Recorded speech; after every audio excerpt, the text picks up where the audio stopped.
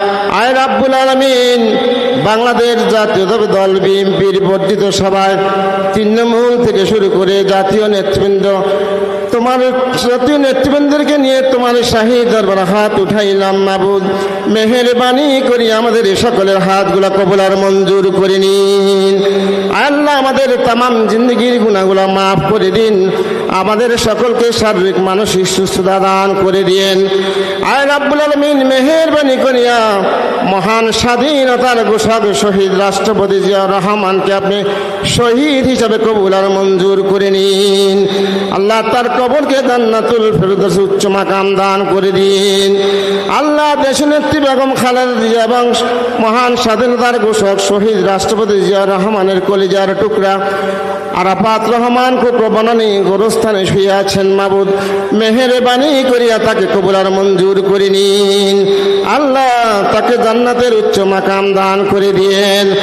আয় রাব্বুল আলামিন, খাস করে আমাদের দেশনেত্রী বেগম খালেদা জিয়া আল্লাহ দীর্ঘদিন পর্যন্ত অসুস্থ, আল্লাহ বিদেশের মাটিতে চিকিৎসাধীন অবস্থায় আছেন। আল্লাহ, তাকে পরিপূর্ণ সুস্থ করে দেশ এবং জাতির জন্য আপনি কবুল আর মঞ্জুর করে নিন। আয় রাব্বুল আলামিন, মেহেরবানি করে দেশ এবং জাতির জন্য কাজ করতে পারে, দেশের গণতন্ত্রের জন্য কাজ করতে পারে সে তৌফিক দান করে দিন। আয় রাব্বুল আলামিন, মেহেরবানি করিয়া আমাদের ভারপ্রাপ্ত চেয়ারম্যান জনাব তারেক রহমান দীর্ঘদিন পর্যন্ত অসুস্থ অবস্থায় বিদেশের মাটিতে রয়েছেন। মাবুদ, মেহেরবানি করিয়া তাকে পরিপূর্ণ সুস্থতা দান করে দিন।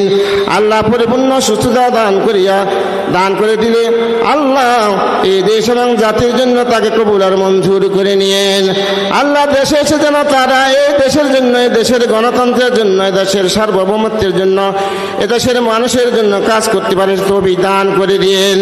আল্লাহ, বাংলাদেশ জাতীয়তাবাদী দলের বিরুদ্ধে আল্লাহ অনেক ষড়যন্ত্র হচ্ছে। আল্লাহ, সকল ষড়যন্ত্র থেকে আপনি আমাদেরকে হেফাজত করুন।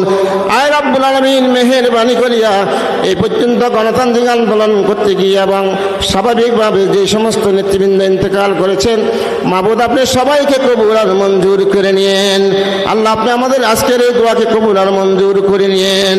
সুবহান রাব্বিকা রাব্বিল ইজ্জাতি আম্মা ইয়াসিফুন ওয়া সালামুন আলাল মুরসালিন ওয়াল হামদুলিল্লাহি রাব্বিল আলামিন।